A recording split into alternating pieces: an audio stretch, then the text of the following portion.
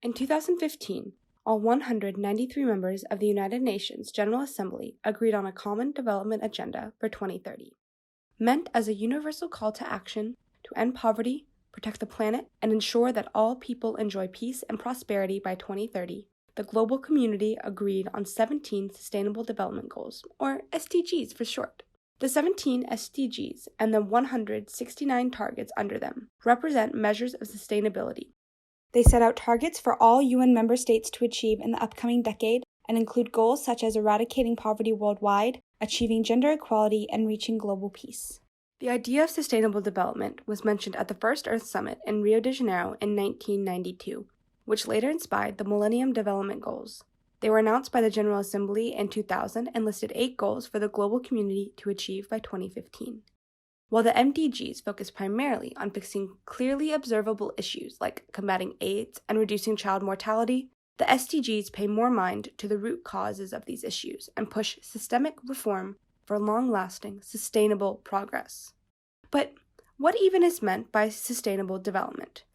Sustainable development means meeting the needs of the present without compromising the ability of future generations to meet their own needs. The central idea of sustainable development is that we must realize that social, economic, and environmental problems are all interrelated and cannot be seen as individual issues. This means that demands for social and economic progress need to be balanced with the resources we have and need to take into account all nations and the planet as a whole. To track the progress of the global community in reaching these sustainable goals, the SDGs provide measurable milestones and clear indicators for all of the 169 sub-targets.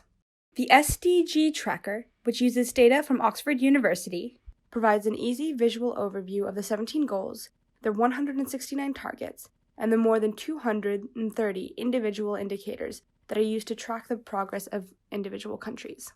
What the data clearly shows is that although all UN countries have ratified the SDGs, simple ratification is not enough. Measures must be taken and specific policies put in place by governments to achieve real progress. This is a global quest, but change is enacted by individual countries. We can see that some countries implement specific measures and are close to reaching their targets by 2030. Among these countries are Denmark, Sweden, Finland, France, and Austria, but not everyone is as proactive as they are.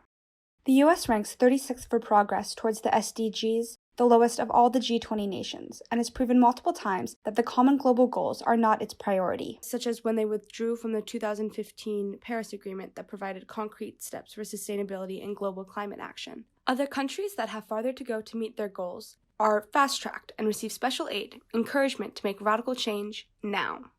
Fast-tracking certain countries is especially important as meeting the SDGs will not come cheap.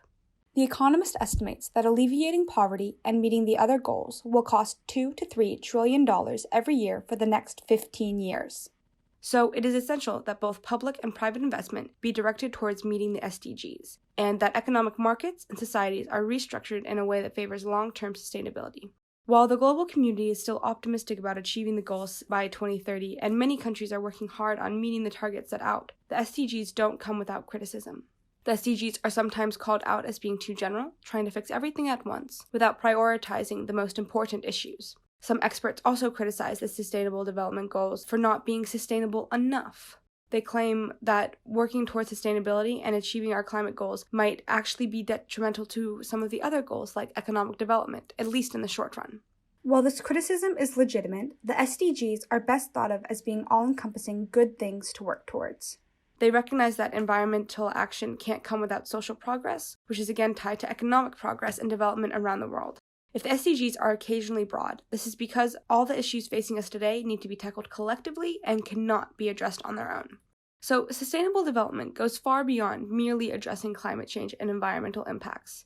It is also about ensuring a strong, healthy, and just society.